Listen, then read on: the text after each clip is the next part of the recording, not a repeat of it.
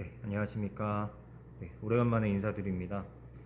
오늘은 이제 새로운 단원 볼 거고요. 126페이지에 유전자의 구조와 발현이라는 새로운 단원이고요. 여기 네 가지 중단원이 등장합니다. 염색체, 유전자의 구조와 역할, 유전자의 발현과 조절, 발생과 유전자 발현이란 부분인데, 사실 저희가 시간상 이 네 개의 중단은 정말 우리 생명과학에서 중요한 부분이고 배워보면 좋지만 시간 관계상 전부 다 하지는 못할 것 같고요. 앞에서 두 개, 염색체와 유전자 구조와 역할, 이 두 가지의 중단원 함께 보도록 하겠습니다. 제가 단원 구성을 약간 바꿔서요. 먼저 129페이지 내용부터 보지 않고요. 뒤로 쭉 넘어가서 143페이지 유전자의 구조와 역할 먼저 보고요. 그 다음에 염색체, 그러니까 작은 데서 큰 것으로 올라가 보도록 하겠습니다. 우리 책에서는 큰 데에서부터 작은 데로 가고 있는데요. 저희는 작은 데서 큰 쪽으로 올라가는 게 저희 교과서 순서에도 맞는 것 같고 해서 그렇게 보도록 하겠습니다. 143페이지 내용부터고요. 오늘 영상 부분까지가 시험범이기 때문에 꼭 영상 잘 들어주시길 바라겠고요. 제가 중간중간마다 어느 부분에서 조금 강조하는지 눈여겨 들으시면 좋을 것 같습니다. 자, 이제 143페이지 내용인데요. 지금 앞부분에 설명드릴 부분은 사실은 생명과학 2에서 교과서에서도 등장하는 부분인데 아마 학교에서 배우신 분들도 있을 테고 안 배우신 분들도 있을 것 같아서 조금 찬찬히 보면서 들으신 분들도 좀 한 번 더 들으면 좋을 것 같고 안 들으신 분들은 뭐 들으면 또 좋겠죠. 그래서 한번 보도록 하죠. 일단 지금 얘기하고자 하는 부분의 그런 시대적인 배경을 알고 가면 좋은데요. 여러분 잘 알고 있던 그 유전학의 아버지죠. 바로 멘델부터 시작이 됩니다. 그래서 1900년대 초에 이제 멘델의 유전원리가 재발견되었죠. 사실 멘델이 연구했던 것은 1800년대 후반인데 1900년대 초에 멘델의 유전원리가 이제 재발견되면서 멘델이 주장했던 유전 입자, 과연 그 유전 입자, 유전 인자라고 얘기했죠. 유전 인자가 과연 무엇인가를 알아가기 위해서 연구를 하기 시작했습니다. 멘델이라는 사람이 왜 의미가 있는 사람이냐면 멘델 이전에 사람들이 가지고 있던 유전에 대한 생각은요, 유전의 혼합설이라고 해서요. 이거 얼굴 띄운 거 지워도 되겠죠? 네. 유전의 혼합설이라고 해서 그러니까 부모님을 자식이 부모님을 닮는다는 거는 알고 있었어요. 그러니까 유전 현상이라는 걸 알고 있었는데 멘델 이전의 사람들은 어떠한 부모님으로부터 물려받는 두 가지 요소, 엄마 아빠로부터 받는 요소들이 혼합된다, 막연히 생각을 했었죠. 근데 사실 이 혼합된다는 거, 여러분 물감을 섞어 보신 분들은 알겠지만 이 물려받은 어떠한 것들이, 그러니까 뭔지는 정체는 모르지만 추상적으로 뭔가 물려받는데 그것들이 이제 혼합되어서 우리 형질이 발현된다, 이렇게 생각을 했던 거죠. 근데 이게 여러분 물감을 섞어 보신 분들은 알겠지만 이게 섞다 보면 결국은 무슨 색이 되냐면 검정색이 되거든요. 근데 사실 유전의 혼합설은 맞지 않는 것이 우리 생명체의 다양성을 설명해 주지 못합니다. 우리 지구상에 엄청나게 다양한 생명체들이 살고 있고 그 개체들 사이에서도 다양한 변이가 있잖아요. 근데 이 혼합설이 맞다면 우리가 지금 지구상에 몇십억 년간 생명체가 살아오면서 아마 다양성이 점점 떨어지는 그게 되어야 맞을 텐데 이 혼합설이 그런 면에서 이제 잘못된 이론이라는 거죠. 그래서 멘델은 그래서 유전에 어떤 부모가 자식에게 물려준 입자라는 게 있다, 이렇게 생각을 했던 처음 사람이기 때문에 의미가 있습니다. 그래서 멘델은 유전의 입자설 주장했다는 점에서 그 전에 여러 학자들과 구별되는 점이고요. 그래서 우리가 지금 되게 중요한 인물로서 항상 유전을 공부할 때 빼놓지 않고 연구하는 사람이 되겠습니다. 그래서 맨델의 연구는 보면 어떤 부모가 자식에게 물려주는 유전 입자라는 게 있고요. 그게 이제 유전자라는 말을 쓰진 않았어요. 그러니까 뭔가 물려주는 입자가 있습니다. 그 입자는 사라지지 않아요. 그래서 어떤 형질이 부모님에게 어떤 형질이 나타나기도 하고요. 그 다음에 할아버지에 있고 아버지는 없다가 나에게서 등장한 이렇게 대를 걸러서 등장하기도 하고요. 뭐 이런 현상들을 수학적으로 또는 이제 증명을 했던 실험적으로 증명을 했던 인물이 되겠습니다. 좀 길게 설명을 드렸는데요. 한편 이제 이 유전 입자가 염색체에 있다는 걸 알게 됩니다. 여러분 교과서 보시면 염색체가 부모가 자식에게 전달해주는 물질이라는 걸 알게 되었어요. 그래서 염색체의 물질을 분석을 해보니까 두 개의 물질로 되어 있었죠. DNA 그리고 단백질. 사람들이 DNA가 유전 정보를 갖고 있는 유전 물질일 것인지 아니면 단백질이 정보를 갖고 있는 물질일 것인지 당시에 많은 토론이 있었지만 그 당시에 주요한 것은 아마 단백질이 유전 정보를 가지고 있을 것이다 이렇게 생각을 했었습니다. 왜냐면은 이 단백질 그리고 핵산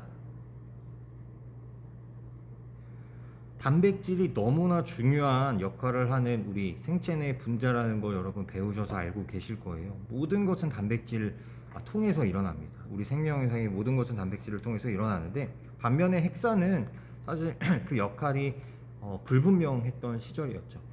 그래서 단백질, 다양한 구조를 갖추고 있고 다양한 역할을 가지고 있던 이 단백질이 유전 정보도 저장을 하고 있을 것이라는 그런 추측이 오히려 합리적인 그런 시절이었습니다.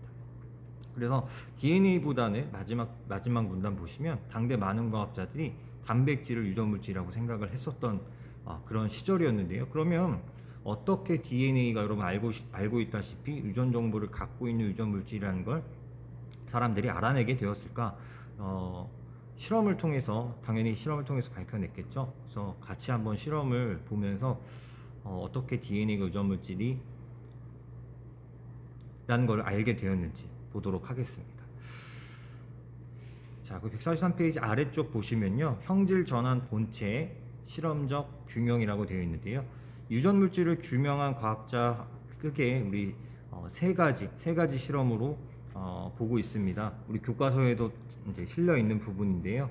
그리피스와 에이버리의 형질 전환 실험. 사실 두 개의 별개의 다른 시대에 일어난 실험인데요. 같은 소재를 가지고 했던 실험이기 때문에 저희가 묶어서 설명을 하곤 합니다. 그리피스의 실험과 에이버리의 실험인데요. 둘 다 폐렴 쌍구균을 이용해서 형질 전환 실험을 했고요. 요걸 통해서 또 DNA가 유전물질이라는 것을 100%는 아니지만 거의 이제 알게 되었고, 그 다음에 허쉬와 체이스의 실험을 통해서 얘는 바이러스를 가지고 했던 실험인데요. 형질 전환이 아닌 형질 도입 실험을 통해서 DNA가 유전물질이라는 것을 이제 확증하게 되었습니다. 하나하나 볼 텐데요. 먼저 그리피스의 실험부터 보도록 하죠. 그리피스는 의사였습니다. 의사이면서 유전학자였는데요. 이 그리피스는 폐렴 쌍구균을 연구했었습니다. 이 폐렴을 일으키는 쌍구균이죠. 그래서 구균이 두 개 붙어 있는 이런 게 이제 쌍구균인데요. 얘가 이제 폐렴을 유발한다고 해서 폐렴 쌍구균 이렇게 불렀습니다. 근데 폐렴 쌍구균이 두 가지 형질이 존재했는데 하나는 이 겉에 피막이 없는 형질이 있고 피막이 있는 형질 두 가지가 있었어요. 밑에 피막이 없는 애들은요, 사실 이렇게 잘은 안 보이지만 겉부분이 거칠거칠하다고 해서 R형균 이렇게 불렀고요. 피막이 없는 형질이죠. 그 다음에 피막을 만드는 당질로 되어 있는 피막을 만드는 그런 피막을 만들 수 있는 형질을 가지고 있는 S형균, 이 두 가지 형태가 있었습니다. R형은 거칠다, 러프해서 R형이었고요. S형은 스무스, 부드럽다 해서 S형균이라고 이름을 붙였습니다. 이 R형균 같은 경우는 S형균 누가 병원성을 가질 것 같으세요? 어떤 게 감염되었을 때 병에 걸릴 것 같으세요? 그냥 깊게 생각 안 하면 당연히 이 거칠거칠한 부분이 있는 게 뭔가 병을 일으킬 것 같지만 실제로는 이 거칠거칠함으로 인해서 우리 면역세포가 얘가 외부 물질이라는 걸 인지하기 쉬워지고요. 이 R형균은 쉽게 제거가 되어집니다. 정상인이라면요. 그래서 얘는 병원성을 나타내지 않아요. 반면에 S형균은 이 면역세포로부터 회피할 가능성이 높아서요. 폐렴을 유발하는 병원성이 있다. 이렇게 얘기할 수 있죠. 정보는 알고 있었습니다. 그래서 요걸 가지고 실험을 했었는데요. 어떤 실험을 했냐면 자 여기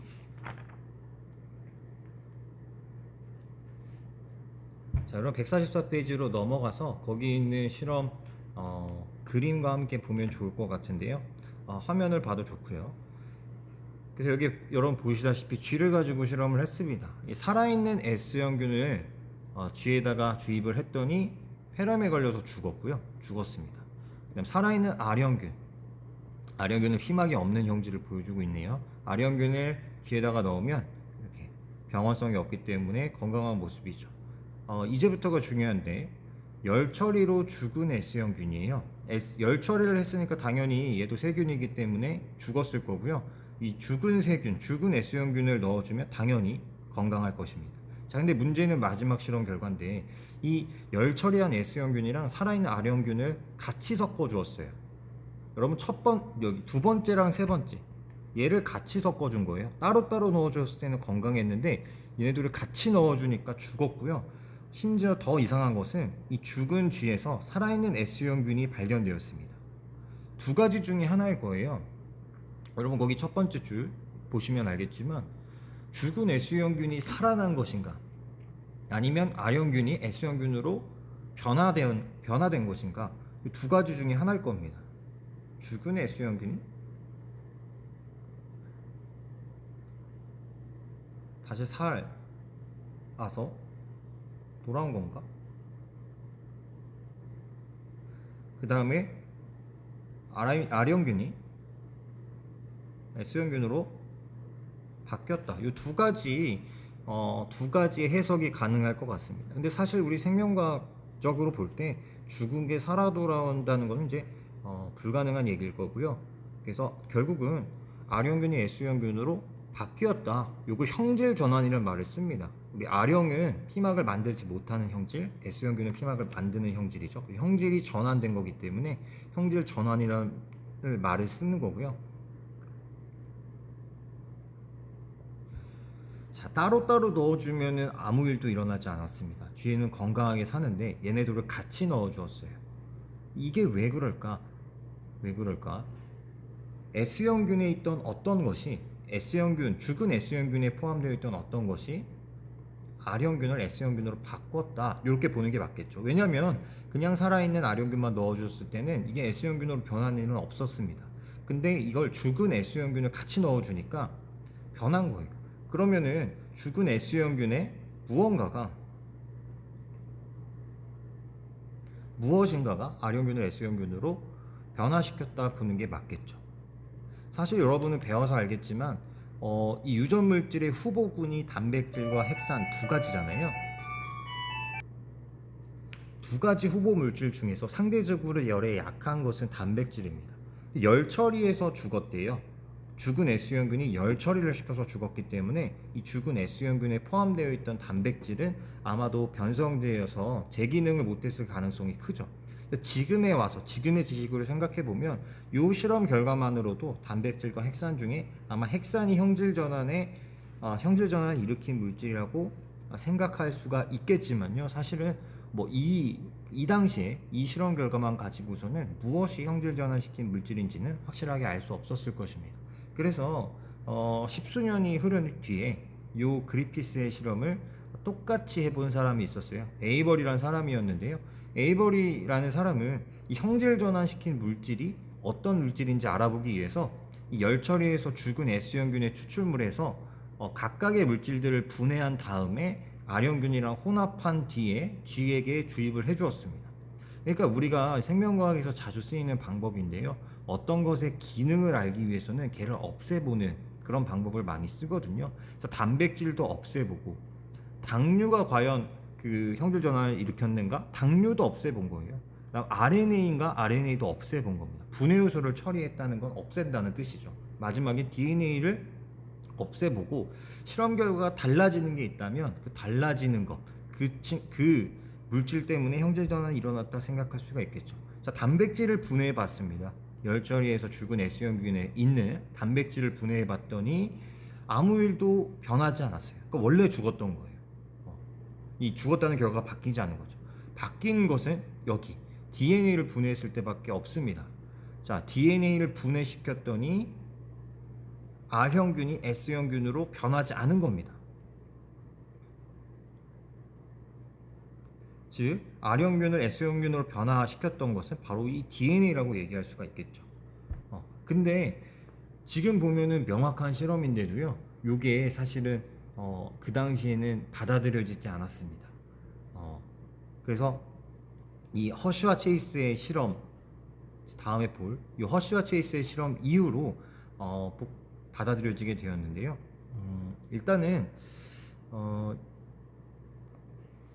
일단은 그 허쉬와 체이스 실험 말씀드리기 전에 이 수평적 유전자 전달이라는 개념이 있거든요. 이 대장균들, 세균들은 우리랑 다르게 무성생식을 하죠.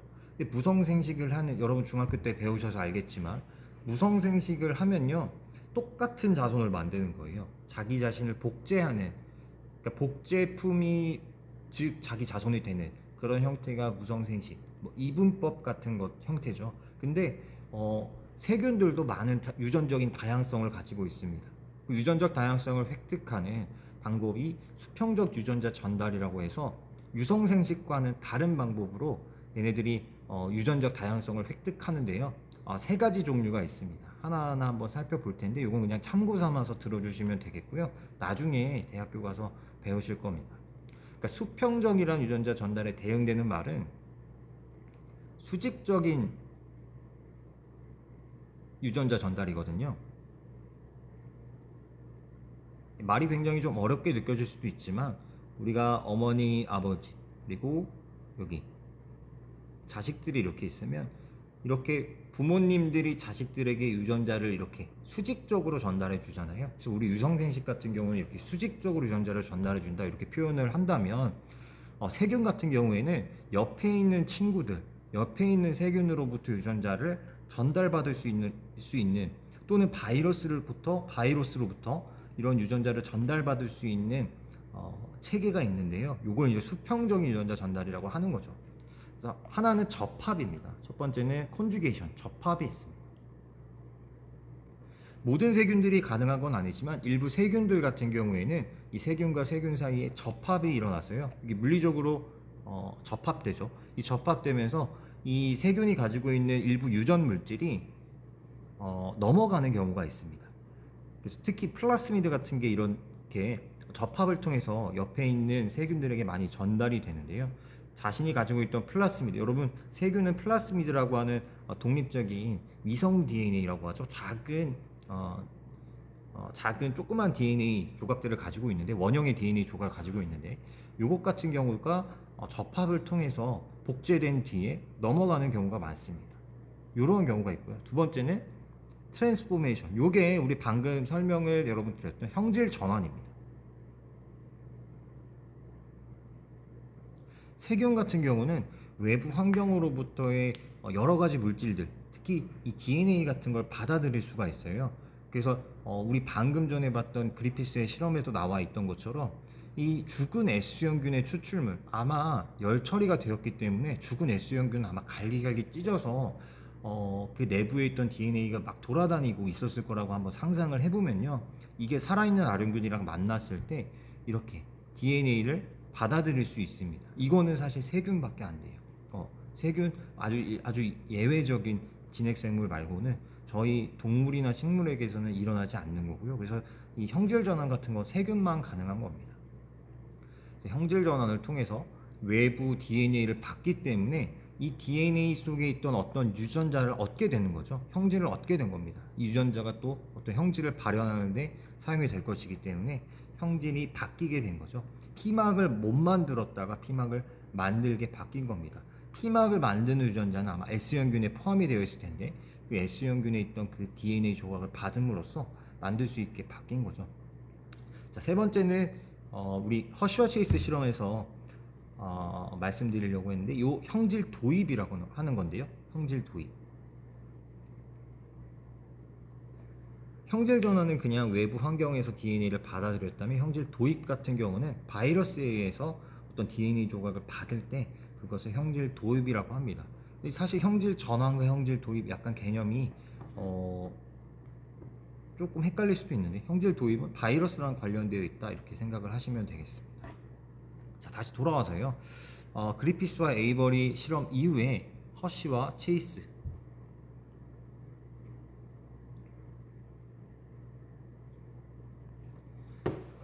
자, 허쉬와 체이스라는 사람이 실험을 했는데요. 이 사람이 실험했던 바이러스는 박테리오 파지입니다. 고등학생 수준에서는 사실 박테리오 파지가 뭔지 자세하게 종류를까지 설명드리긴 좀 힘들었지만 여기서는 좀 말씀드리려고 하는 게 박테리오 파지도 굉장히 여러 가지 종류가 있습니다. 일단 박테리오 파지의 종류, 생활사를 조금 보면요. 일단 기본적으로 이 바이러스는 이 박테리오 파지라는 바이러스는 대장균, 세균을 숙주로 하는 바이러스입니다. 그래서 세균에 이렇게 올라탑니다. 마치 우주선 같이 생긴 게 이 박테리오 파지의 특징적인 모습인데 이게 세균에 올라탄 다음에 우리가 눈으로 볼 수 없지만 이 내부에 뭔가 집어넣어 줍니다.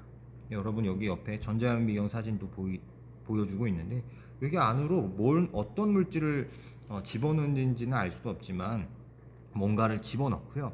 이 집어넣은 물질 여기 안에 정보가 들어있겠죠. 이 정보로 말미암아서 이 세균의 시스템, 이 세균의 내부 시스템을 이용해서 똑같은 복제품들을 만들어냅니다. 이 바이러스는 사실 생명체가 아니기 때문에 생식이라는 표현을 할 수는 없지만 증식, 자기의 복제품들을 이렇게 만들어내죠. 그래서 이 어느 정도 만들어졌다 싶으면 이 세균을 뚫고 나오는 것이 이 박테리오 파지의 생활사인데요. 이 박테리오 파지 여러 가지 종류 중에 얘는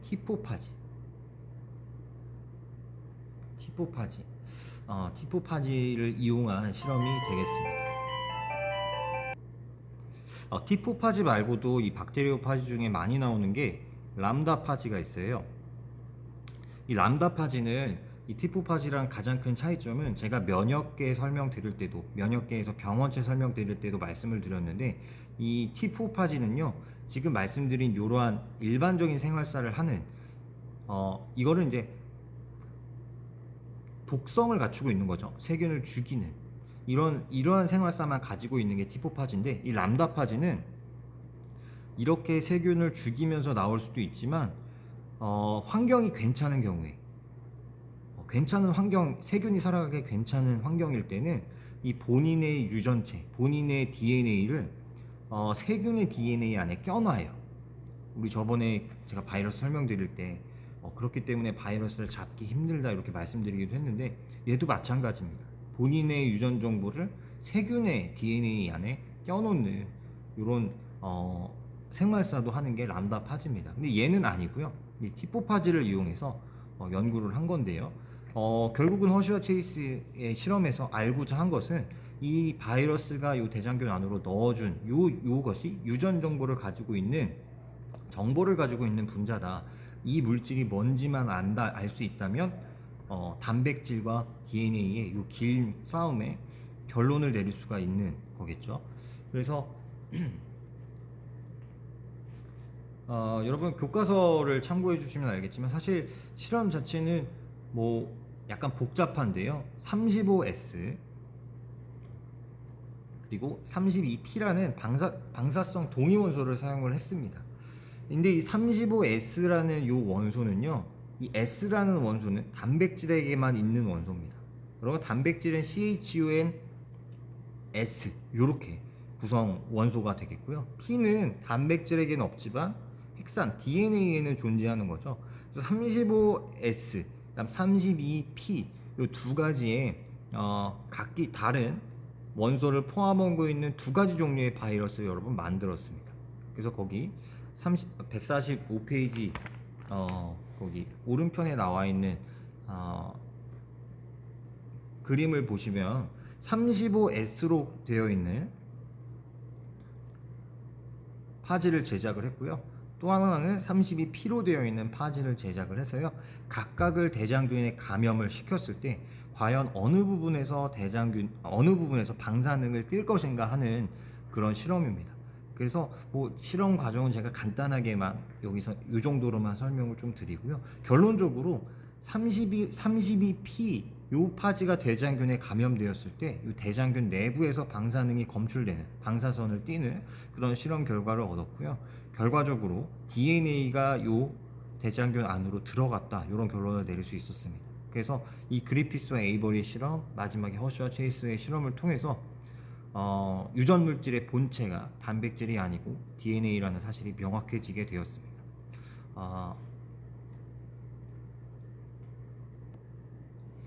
자, 이렇게 해서 이제 DNA가 부모가 자식에게 전달해주는 물질이자 정보를 갖고 있는 물질이라는 걸 알게 되었는데요. 그 다음에는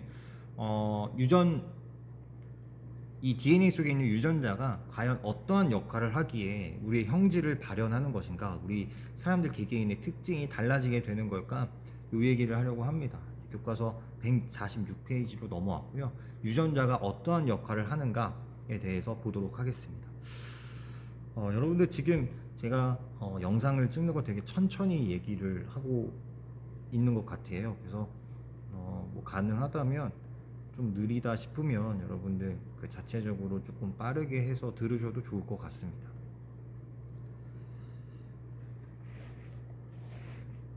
지금 녹화한 지가 거의 30분이 다 돼가고 있는데 생각보다 조금 오래 걸리네요. 빨리 한번 해보도록 하겠습니다. 자, 유전자의 역할입니다. 이제 많은 과학자들이 유전자가 어떤 역할을 하는지 알고자 노력을 했는데요. 일단 이 처음에 게로드라는 사람이 알카톤요증이라고 하는 희귀질환 환자를 만났고요. 이 희귀질환 알카톤요증은 여러분 보시면 알겠지만 일단 이름 자체는 이 오줌 속에 알카톤이라고 하는 이 검은색 물질이 포함되어 있는 이러한 질환입니다. 근데 이게 이제 오줌 속에만 있는 것은 아니고요. 이게 여러 가지 몸의 여러 부분에 축적이 되어서요. 여기 사진 보시면 나와 있지만 여러 부분들이 이렇게 거뭇거뭇하게 변해가는 이러한 희귀 질환인데, 이게 특이한 것이 이게 유전 질환이라는 걸 알게 되었습니다. 처음에 이 게로드라는 사람이 4명의 환자를 만났는데 이 4명의 환자 중에 3명이 부모님이 사촌지간인 거죠. 이러한 뭔가 특이한 사항이 있다는 걸 밝혀냈고요. 좀 더 환자를 모아봤어요. 그래봤더니 이 보통 부모님이 혈연적으로 조금 가까운, 그러니까 근친혼에 의해서 태어난 자식일 경우에 이런 알카톤요증이 많이 나오는구나, 이런 걸 알게 되었고요. 이런 걸 볼 때 이 알카톤요증이 유전질환이라는 걸 알게 됩니다. 알카톤요증이 대대로 그러니까 가족력을 보이는 유전 질환이라는 걸 알게 된 한편, 이 알카톤요증의 원인이 뭔지 알고자 하는데, 알카톤요증은 여러분 거기 146페이지 중간 아랫부분에 아미노산 대사 경로에 이상이 생기는 그런 질병이에요. 여러분 물질 대사에 영향을 미치는 건 효소죠.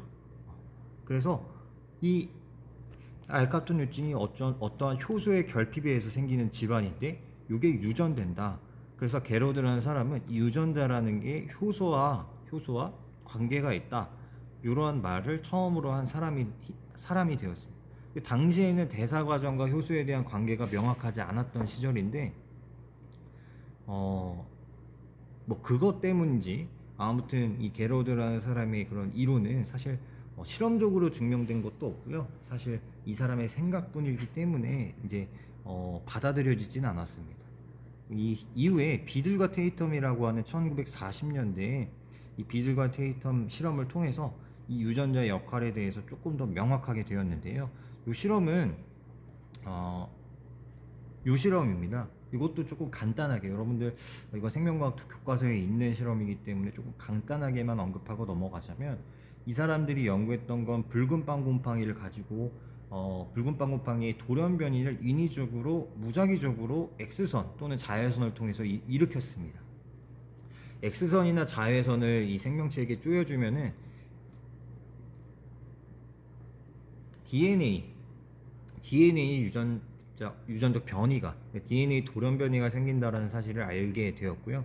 이걸 우리가 조절은 할 수는 없지만 이 X선이랑 자외선을 쪼여줘서 무작위적인 그런 돌연 변이들을 만들어냈습니다. 만들어낸 이 붉은 빵곰팡이의 돌연 변이주는 일반적인 야생형과는 다른 특징을 가지게 되었는데요. 최소한의 영양분에서도 원래 자랄 수 있었는데, 돌연 변이가 일어난 돌연 변이주 같은 경우에는 이제는 최소한의 배지에서는 살 수가 없었고요. 뭔가 특별한 영양분들을 추가적으로 넣어줘야만 자랄 수 있게 바뀌었습니다. 그래서 여기 여러분 보면은 이 세 가지 주의 돌연 변이주를 얻었는데요. 돌연 변이주 1형 같은 경우에는 오르니틴이나 시툴린, 알지닌을 넣어주면 잘 자라고, 돌연 변이주 2형 같은 경우는 오르니틴을 넣어주면 못 자라고요. 시툴린과 아르지닌을 넣어주었을 때만 자랄 수 있고요. 마지막 3형 같은 경우에는 아르지닌만 넣어주었을 때 자랄 수 있게 됩니다. 요걸 통해서 일단 아르지닌이 최종적으로 필요한 물질이다, 이런 걸 알게 되었고, 그 다음에 시툴린, 그 다음 오르니틴이 그 다음 필수적으로 필요한 거죠. 여기 보면은 얘는 두 군데서, 얘는 마지막 한 군데서.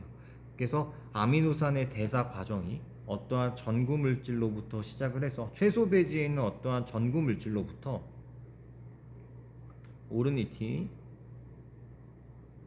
시툴린, 아르지닌 형태로 요런 대사 과정을 거치고요. 여러분, 이 알지닌은 아미노산 20가지 중에 하나의 한 종류입니다. 그래서 어찌 되었던 간에 DNA의 돌연 변이를 일으켰더니 이 대사 과정에 문제가 생겼다. 이 각각의 대사 과정을 촉매하는 어떠한 효소가 있었을 건데, 이 효소에 문제가 생겼다, 이렇게 생각을 한 거죠.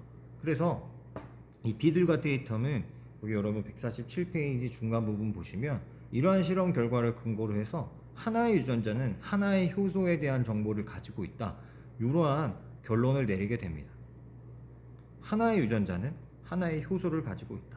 그래서 여기 우리가 이 붉은 빵곰팡이의 X선을 쪼여 주었을 때, 여기 이 전구 물질을 오르니틴으로 변화시키는 어떠한 이러한 효소, 이 효소를 지정하는 유전자가 있었다라는 거죠.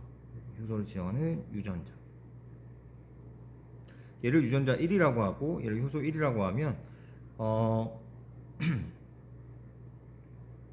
돌연 변이주 1형 같은 경우에는 오르니틴을 넣어주고 시트렐린을 넣어주고 아르지닌을 넣어주면 잘 살지만 최소 배지에서는 잘 못 삽니다. 왜냐하면 이거를 어떻게 해석할 수 있냐면, 우리가 이 돌연 변이주 1형 같은 경우에는 이 유전자 1이 파괴되었기 때문에 효소 1을 만들지 못해서 이 전구 물질을 오르니틴으로 전환시킬 수 있는 이런 능력을 상실하게 된 겁니다. 반면에 오르니틴만 넣어주면 오르니틴을 시툴린으로 바꿔주는 데는 무리 없고, 시툴린은 알지닌으로 바꿔주는 것도 무리가 없기 때문에 잘 살 수 있게 되는 거죠. 그래서 이 비들과 테이텀은 하나의 유전자가 하나의 효소를 지정한다, 하나의 유전자가 하나의 효소에 대한 정보를 가지고 있다, 이렇게 주장을 했고요. 실험 결과를 근거로 주장을 했고, 이게 나아가서 이후 과학자들이 이 유전자들이 효소뿐만 아니라 단백질에 대한 정보를 가지고 있다는 사실도 발견을 했습니다. 그래서 이 개념이 확장이 되어서, 이론이 확장이 되어서 1유전자 1단백질설로 확장이 되었고요. 요 이론이 좀 더 확장이 되어서 지금의 이론은요, 1유전자는 1폴리펩타이드에 대한 정보를 가지고 있다, 하나의 유전자는 하나의 폴리펩타이드에 대한 정보를 가지고 있다 이렇게 바뀌었습니다. 여러분들은 저번에 단백질을 배워서 잘 아시겠지만 이 단백질이 여러 개의 폴리펩타이드로 되어 있다는 거 되어 있을 수도 있다라는 거 배우셨습니다. 특히 헤모글로빈 같은 경우에 예를 많이 들죠. 헤모글로빈이라는 단백질은요 4개의 폴리펩타이드로 구성되어 있는 4차 구조의 단백질이죠. 그래서 지금은 하나의 유전자가 하나의 폴리펩타이드를 지정한다 이렇게, 물론 몇 가지 여러 예외는 있지만요 일반적으로 이렇게 유전자는 폴리펩타이드에 대한 정보를 가지고 있다 이렇게 얘기할 수 있는 거죠. 지금 결론이에요. 유전자는 폴리펩타이드에 대한 정보를 가지고 있다 이렇게 얘기할 수가 있겠죠.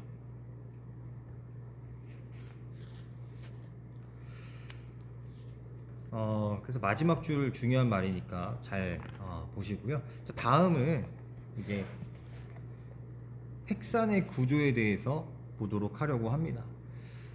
유전 물질이 DNA이고 이 DNA에 폴리펩타이드에 대한 정보가 가지고 있다. 그러면 어떻게 DNA 속에 그 정보가 저장이 되어 있고 이 정보가 어떻게 대대로 물려지게 되는 것일까? 요거를 알기 위해서는요 이 DNA 핵산의 구조를 아는 것부터 시작을 해야 됩니다. 핵산의 구조가 어떻게 이러한 기능을 할 수 있는가? 여러분, 구조와 기능은 연결이 되어 있습니다. 여기에서도 마찬가지인데요. 우리가 이 DNA, RNA의 구조를 알고 나면 이 각각의 것들이 어떠한 기능을 하는지 알 수가 있습니다. 자, 먼저 핵산의 구성 성분 보도록 할 건데요. 자, 핵산은 뉴클레오타이드를 기본 단위로 합니다. 여러분 잘 아시겠지만 여기도 나와 있죠. 우리 뉴클레오타이드라고 하면 당과 그다음 질소를 포함한 염기 그리고 인산, 요 세 가지 요소가 포함되어 있는 물질을 우리 뉴클레오타이드라고 합니다. 자, 이때 우리 고급 생명과학에서는 조금 더 뉴클레오타이드의 구조를 좀 자세하게 보자면요. 우리 일단 당은 DNA에서는 디옥시리보스라는 당을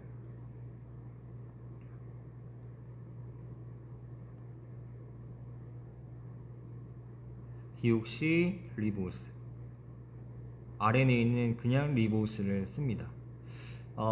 디옥시, 산소가 없는 겁니다. 산소 하나가 없는 건데요. 참고로 여기 2번 우리 이 당이기 때문에 탄수화물이고 이 당은 여러분들 번호가 있다고 말씀드렸죠. 이 리보스는 5탄당, 탄소가 5개짜리 물질이고요. 1번, 2번, 3번, 4번, 5번 탄소가 5개짜리입니다. 자, 이때 이 디옥시리보스와 리보스의 차이점은요. 여기 2번 탄소에 붙어있는 OH, 원래는 이 부분이 OH여야 되는데요. 디옥시, O가 빠진 겁니다. 이러한 딱 한 부분의 차이점만 있고 나머지는 똑같은 겁니다. 그래서 디옥시리보스, 리보스 차이고요. 참고로 말씀드리면 여러분 OH 굉장히 많이 등장하죠. 하이드록시기입니다. 이 하이드록시기는 여러 가지 물질과 반응하는 거 많이 보셨을 겁니다. 이 하이드록시기는 굉장히 반응성이 뛰어난 작용기고요. 이 OH가 없어진 대신에 이 2번 탄소에 OH가 H로 바뀌면서 이 DNA를 구성하는 디옥시리보스, DNA를 구성하는 뉴클레오타이드의 반응성이 RNA에 비해서 훨씬 떨어집니다. 우리 DNA는 유전 정보를 저장하는 기능을 담당하고 있죠. 이 저장하는 분자가 다른 분자와 반응하는 반응성이 크면은 좋지 않겠죠. 그래서 이 DNA에서 사용되는 이 당은 RNA에 비해서는 약간 반응성이 작고 이게 우리 유전 정보를 저장하는 데 조금 더 유리한 구조를 갖추고 있다. 이것도 한번 생각해 주셨으면 좋겠습니다. 자, 그래서 여기 당이 1, 2, 3, 4, 5번 이렇게 5개의 탄소로 구성이 되어 있는데 이때 1번 탄소에 염기와 결합을 하고 있습니다. 염기와 결합을 하고 있고요. 그 다음에 5번 탄소에서 인산과 결합을 하고 있습니다. 여기 이 인산과 결합하는 부분은 조금 이따가 좀 더 설명을 드릴 거니까 조금 이따 설명을 드리고요.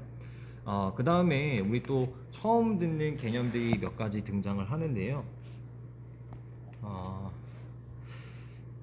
그 전에 여러분 염기는 우리 책에서 나와 있다시피 A 아데닌, T 타이민, C 사이토신, G 구아닌 4개의 종류로 되어 있습니다. 여기 나와 있다시피 아데닌, 구아닌, 그리고 티민, 사이토신, A, T, G, C 이 4가지 종류가 있고요. RNA는 이 T 대신에 이 T랑 유사한 우라실이 있습니다. 그래서 RNA에서는 AUGC 4가지 염기, DNA에서는 ATGC 이렇게 4가지 염기가 있고요. 자, 여러분 여기 구조를 보시면 알겠지만 이 아데닌과 구아닌의 구조가 굉장히 유사한 모습, 그다음 티민과 사이토신의 구조가 유사한 모습입니다. 아데닌과 구아닌은 오각형, 육각형 이 두 개의 고리로 되어 있고요. 티민과 사이토신은 한 개의 육각형 고리 구조로 되어 있죠. 그래서 우리 이 A와 G 구조가 유사, T와 C, U도 마찬가지예요. T와 U, 그리고 T와 C, U와 C 구조가 유사한데 이렇게 A와 G 염기를 퓨린 계열 염기다 이렇게 얘기하고요. 퓨린 계열. 그 다음에 T와 C를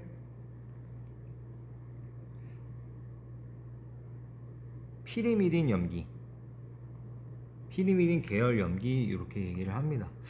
그래서 퓨린 계열 염기, 피리미딘 계열 염기 요것도 좀 알아두셨으면 좋겠고요.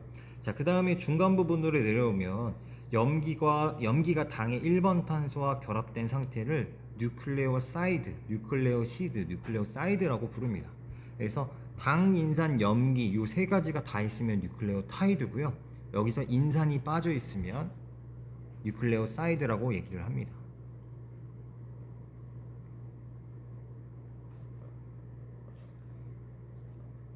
그래서 여러분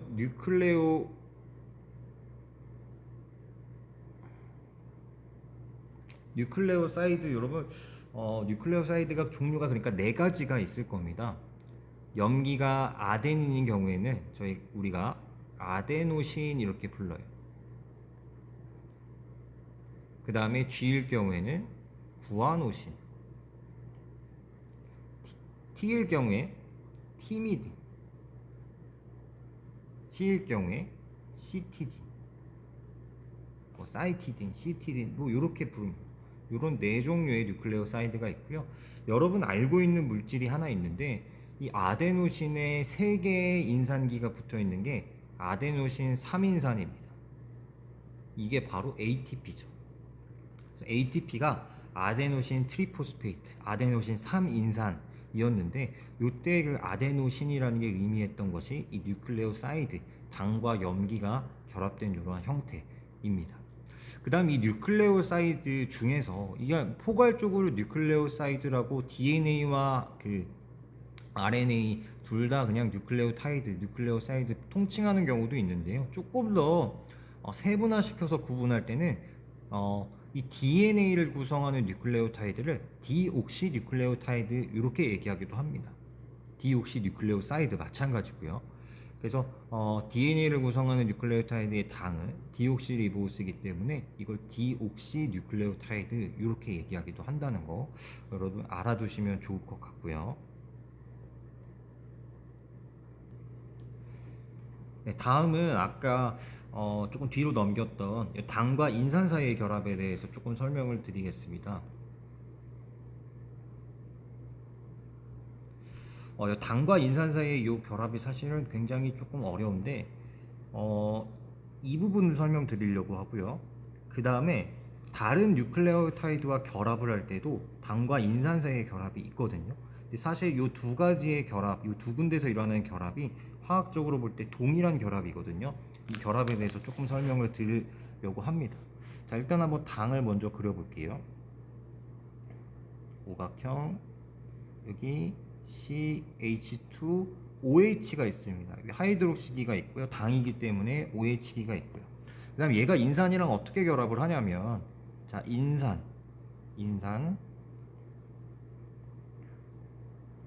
요게 인산염이 되겠습니다.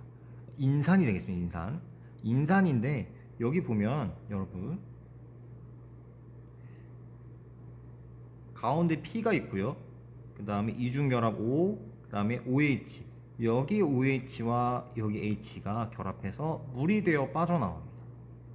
그러면서 여기 자연스럽게 연결이 일어나는데요. 요 결합을 그래서 이런 식으로 연결이 되죠. OCH2 그리고 오각형, 여기는 OH. 자, 요때 잠시만요. 이게 왜 안 뜨지? 요때 이 부분 여기 보면요, 여기 가운데가 만약에 P가 아니고 가운데가 C였다고 한번 생각을 해보시면, 여러분 이거 기억나시나요? COH와 그 다음에 OH 이렇게 해서 물이 빠져나오면서 COO, 여기에도 이렇게 연결되는 결합 뭐였는지 기억나시나요? 이게 우리 그쵸, 이 카복실기와 그 다음에 하이드록시기와의 결합의 끝에 에스터 결합이 형성이 되는 거죠. 이 COO, 이걸 에스터,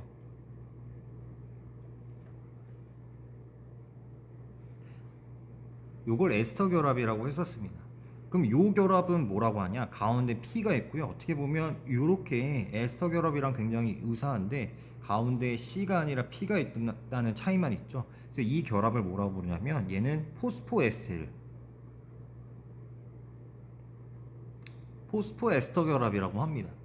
그래서 거기 여러분 148페이지 마지막 문단에 폴리뉴클레오타이드는 한 뉴클레오타이드와 다음 뉴클레오타이드의 5- 탄소가 포스포 디에스터 결합을 갖추고 있다 얘기를 했는데요. 이게 무슨 뜻이냐면 여기도 포스포에스터,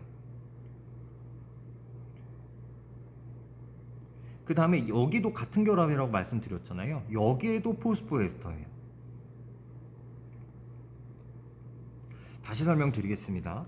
자, 하나의 뉴클레오타이드가 만들어질 때 당과 인산 사이에 요 결합이죠. POO. 사실 여기 그림이 조금 설명드리기 힘든데 이걸 단일 결합이라고 치고 얘를 이중 결합이라고 치겠습니다. 그럼 요렇게가 포스포에스테르 결합이고요. 그 다음에 이쪽에도 포스포에스터 결합이 또 생겨요. 그래서 이렇게 포스포에스터 결합이 두 개 존재하게 되죠. 가운데에 인산을 두고, 가운데에 이렇게 인산을 두고 두 개의 뉴클레오타이드가 결합을, 두 개의 당이 결합을 해어 있습니다. 두 개의 당이 포스포에스터 결합을 형성을 했는데 포스포에스터 결합이 두 개라고 해서 포스포 디에스터 결합이다. 이게 여러분 폴리뉴클레오타이드의 아주 핵심적인 개념이 되겠습니다. 그래서 뉴클레오타이드와 다른 뉴클레오타이드가 결합을 할 때 여러분 여기도 원래 OH가 있잖아요. 얘가 이제 얘가 다른 뉴클레오타이드의 또 인산과 결합을 하면서 포스포에스터 결합이 형성되고, 포스포에스터 결합이 두 개이기 때문에 포스포 디에스터 결합이다 이렇게 얘기를 하는 거죠. 그래서 우리 당 인산 골격을 얘기할 때는 우리 고등학교 수준에서는 당 인산 골격 이렇게 얘기했지만 고급 생명과학에서는 어떻게 이런 결합이 생기는지, 이런 결합이 이름이 뭔지까지 좀 설명을 자세하게 드렸습니다. 자, 이렇게 해서 뉴클레오타이드들이 쭉 수백 개, 수천 개, 수만 개, 수천만 개, 수억 개까지 연결이 될 수가 있습니다. 그러니까 어찌 됐든요, 이렇게 뉴클레오타이드가 많이 연결된 것을 폴리뉴클레오타이드라고 하고요.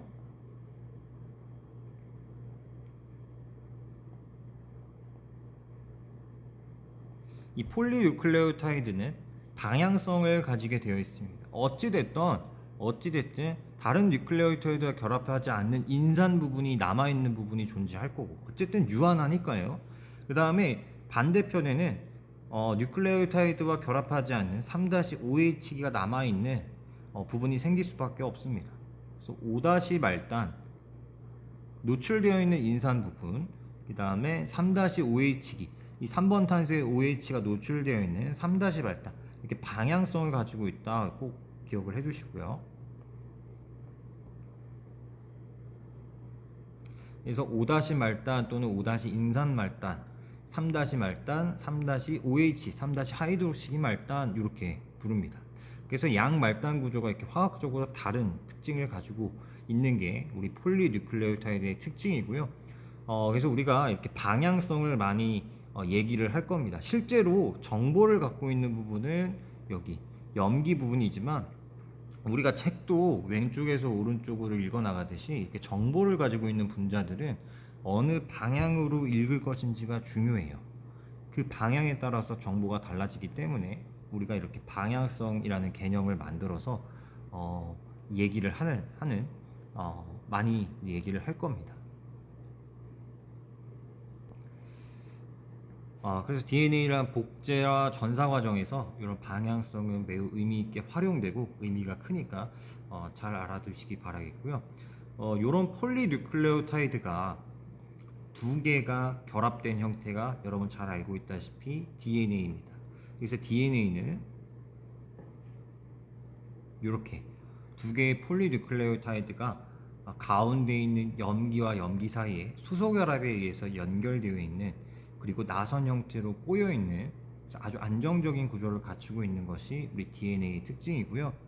하나하나 설명을 좀 드리기 전에 이 DNA의 이중나선 구조를 밝혀낸 과학자가 우리 왓슨과 크릭이라는 사람이라는 거 여러분 잘 알고 계실 겁니다. 이 왓슨과 크릭이 이 이중나선 구조를 밝혀내면서요, 이 DNA의 구조가 명확해지게 되면서 우리 생명과학이 아주 급속도로 발전하게 되는 계기가 되었는데요. 이것도 역시 우리가 구조를 알게 되고, 구조를 알게 되니까 어떻게 복제가 일어나고 어떻게 유전자가 발현되는지 명확하게 알게 되었기 때문에 우리 생명과 유전 부분이 급속도로 발전하게 됩니다. 자, 일단 여기 부분에서 다 알고 계실 테니까 설명을 드릴 부분은 이 DNA의 바깥쪽 부분은요, 여기 바깥쪽 부분은 좀 전에 설명드렸던 당과 인산 사이의 공유결합, 포스포디에스터 결합으로 형성되어 있는 당인산 골격이라고 부르는 부분,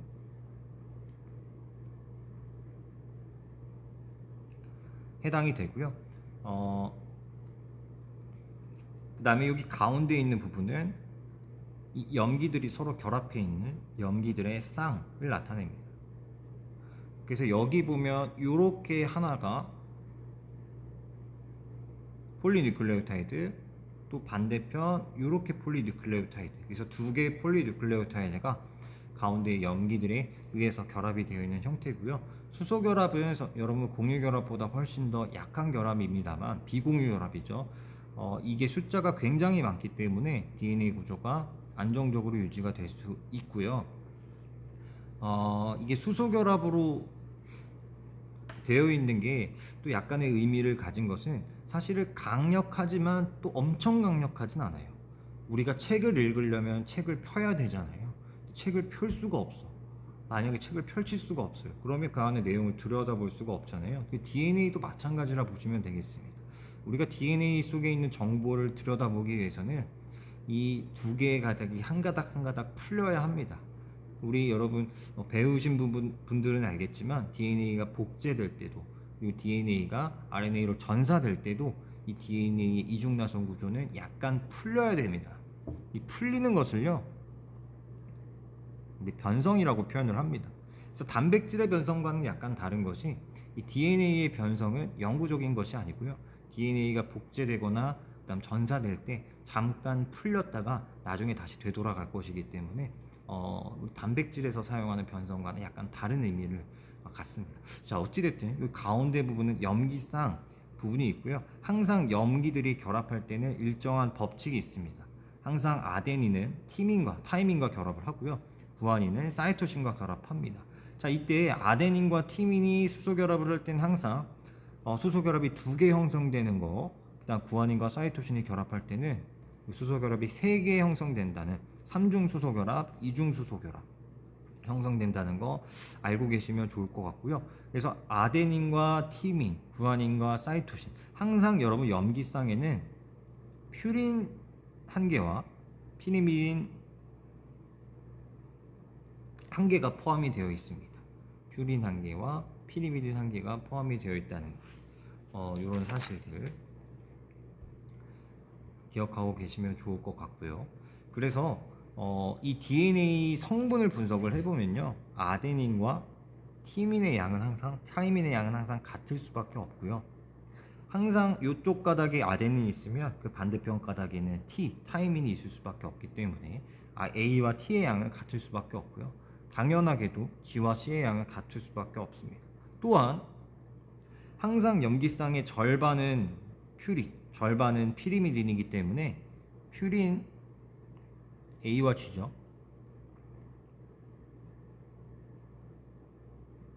피리미딘 양과 같고요. 이 양은 항상 50%가 될 수밖에 없습니다. 요거를 DNA 구조가 우리가 알고 있으면 명확하게 그냥 알 수 있는 거지만, 사실 DNA 구조를 모를 때부터 이러한 법칙은 알려져 있었고요.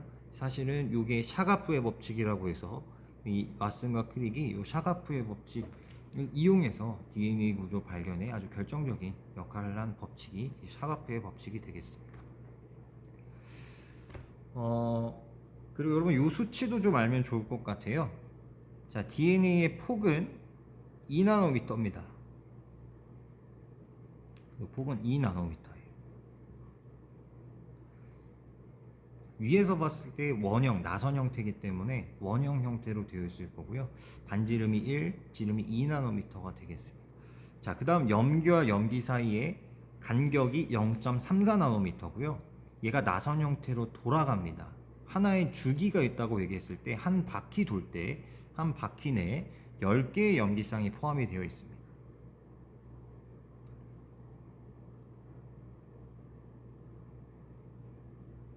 사실은 10.8개의 염기가 포함이 되어 있다, 12개의 염기가 포함이 되어 있다, 약간 다른데요. 정확하게 10.8개긴 한데요. 10.8개인데 우리는 그냥 한 10개 정도의 염기가 들어있다. 여기 지금 교재도 이렇게 되어 있는 것 같아요. 한 바퀴에 10개 염기이기 때문에 한 주기가 3.4나노미터가 되겠습니다.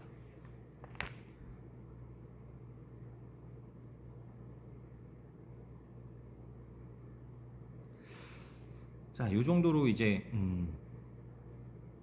DNA 구조를 살펴보았고요. DNA 구조는 매우 중요하기 때문에 꼭 잘 봐두셨으면 좋겠습니다. 한 가지 빼놓은 게 있네요. 엄청 중요한 걸 빼놨는데, 우리 두 개의 폴리뉴클레오타이드가 방향성이 반대입니다. 여러분 여기 그림을 보면 알겠지만 여기 두 개의 폴리뉴클레오타이드가 서로 반대 방향으로 놓여 있습니다. 서로 뒤집어져 있죠. 그래서 여기 왼쪽의 폴리뉴클레오타이드는 이쪽이 5' 반대편이 3'. 근데 여기 건너편에는 5'의 건너편 폴리뉴클레오타이드는 이쪽이 3'죠. 그리고 이 반대편이 5'입니다. 이러한 DNA의 구조를 역평행 구조다, 이렇게 얘기합니다. 이 DNA뿐만 아니라 DNA가 RNA랑 일시적으로 결합을 하듯 뭐든 간에 이 핵상, 이 폴리뉴클레오타이드와 폴리뉴클레오타이드 또는 뉴클레오타이드와 뉴클레오타이드가 결합할 때 마찬가지인데요. 항상 방향이 반대로 놓여지게 됩니다. 여기 이렇게만 봐도 마찬가지예요. 이렇게만 봐도 항상 뉴클레오타이드와 뉴클레오타이드가 이렇게 상보적 결합, 상보적 수소 결합, A와 T, G와 C 이렇게 결합을 할 때는요, 항상 뒤집어져 있는 모습 눈여겨보시면 좋겠습니다. 역평행한 모습 잘 보셨으면 좋겠고요. 자, 이제 넘어가서 151페이지의 유전정보 복제 과정, 여기 중단어는 이 복제 과정을 보면서 마칠 건데요. 사실 굉장히 복잡합니다. 굉장히 복제 과정은 복잡하지만 조금 절충해서 쉽게 조금 알려드릴 수 있도록 노력해 보겠습니다. 염기들의 상보적 결합이고요. 상보적 결합, 제가 이 용어를 안 썼었는데 상보적 결합, 상보적 염기쌍. 상보적이라는 말 굉장히 우리 많이 쓰이는 말이기 때문에 잘 보셨으면 좋겠고, 자, 우리가 유전 정보를 복제하는 이유, 왜 유전 정보가 복제해야 될까? 사실 많은 이 생물학자들이 유전 정보가 복제되어야 될 필요성에 대해서는 이미 알고 있었습니다. 우리는 항상 세포 분열을 하고요. 이 세포 분열할 때 한 개의 세포가 두 개의 세포가 될 때 그 두 개의 딸 세포에게 같은 유전 정보가 전달이 되는, 그렇지 않으면 이 생명체가 유지가 될 수 없겠죠. 그래서 이 두 개의 딸 세포에게 같은 유전 정보가 전달되기 위해서는 세포가 분열하기 전에 반드시 유전 정보가 두 배로 복제되어야 되는 그런 일이 일어나야 할 겁니다. 이게 유전 정보 복제의 필요성이고요. 이 필요성뿐만 아니라 복제되는 과정까지 한번 살펴보도록 하겠습니다.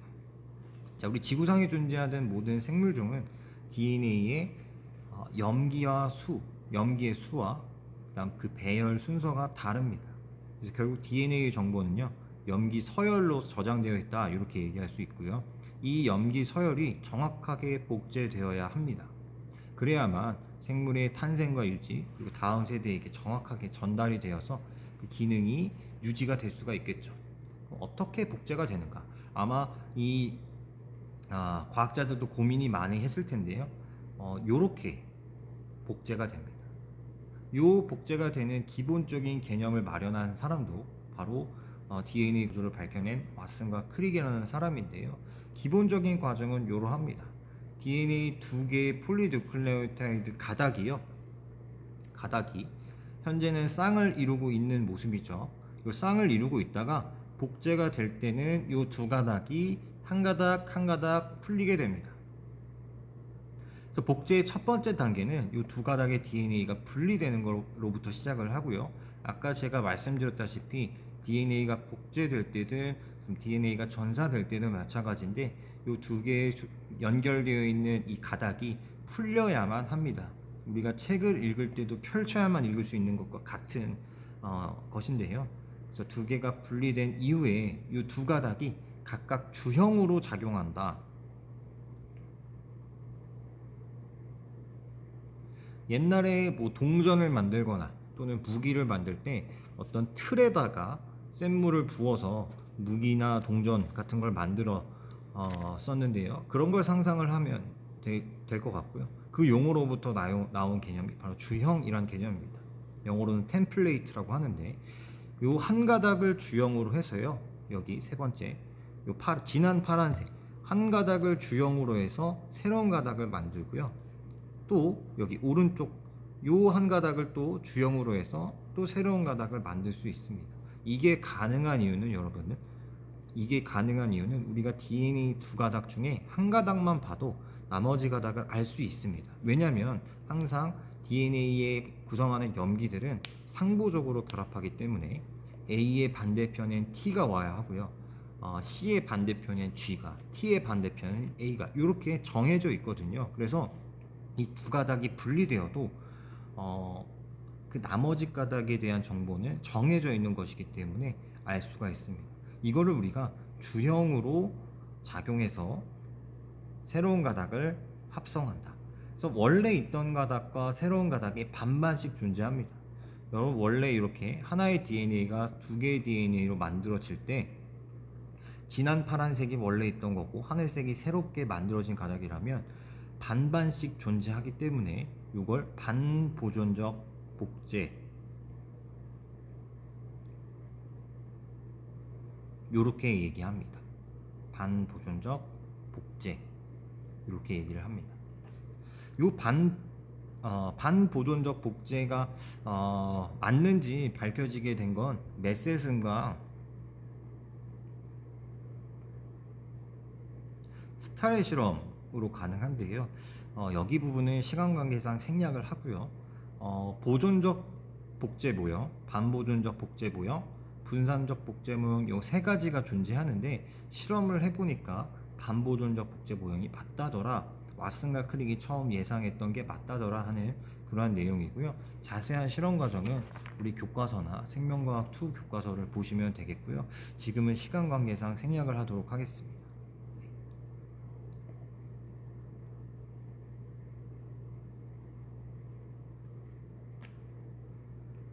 그래서 155페이지 아래쪽에 DNA 복제 과정부터 보도록 할 건데요.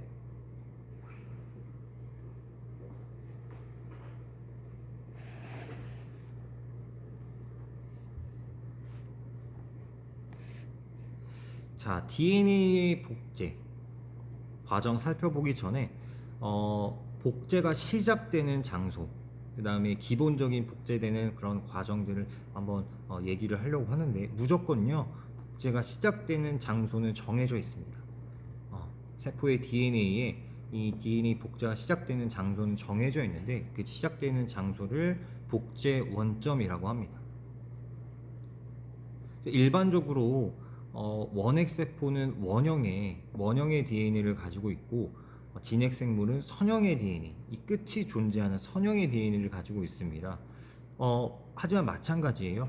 원형이든 선형이든 상관없이 이 DNA 복제가 시작되는 복제 원점이 있는데, 이 대장균, 세균과 진핵생물, 원핵생물과 진핵생물이 가지고 있는 차이점이라고 한다면, 진핵생물은 워낙 이 DNA가 광대하게 길기 때문에 이 복제 원점이 한 군데만 존재해서 양 끝으로 간다면 시간이 워낙 오래 걸립니다. 그래서 이 복제 원점이 여러 개 존재해서 이 여러 군데에서 동시에 복제가 시작돼서 양 끝에서 가면 이제 만나겠죠. 이런 게 이제 진핵생물과 원핵생물의 차이점 중에 하나가 되겠고요. 대장균은, 세균은 일반적으로 복제 원점이 하나가 되겠습니다. 그래서 복제 원점으로부터 양방향으로 복제된다는 것이 DNA의 기본 개념이 되겠습니다. DNA 복제의 기본적인 설정이 되겠고요.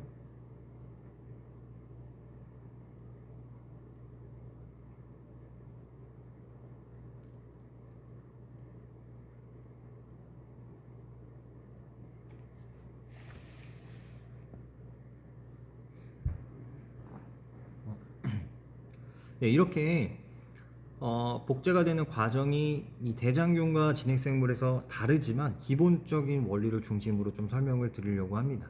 자, DNA가 복제되기 위해서는 얘도 물질 대사예요. 뉴클레오타이드들이 이렇게 합쳐져서 폴리뉴클레오타이드가 만들어진, 합성되는 과정이기 때문에 얘도 물질 대사고요. 여러 가지 효소가 관여합니다. 이 여러 가지 효소가 관여하는 와중에 그래도 가장 중심이 되는 효소가 있다면 바로 DNA 중합 효소라고 할 수 있습니다. DNA 중합 효소입니다. 이 DNA 중합 효소의 작용을 먼저 설명드리려고 해요. DNA 중합 효소의 작용은 154페이지에 나와 있고요.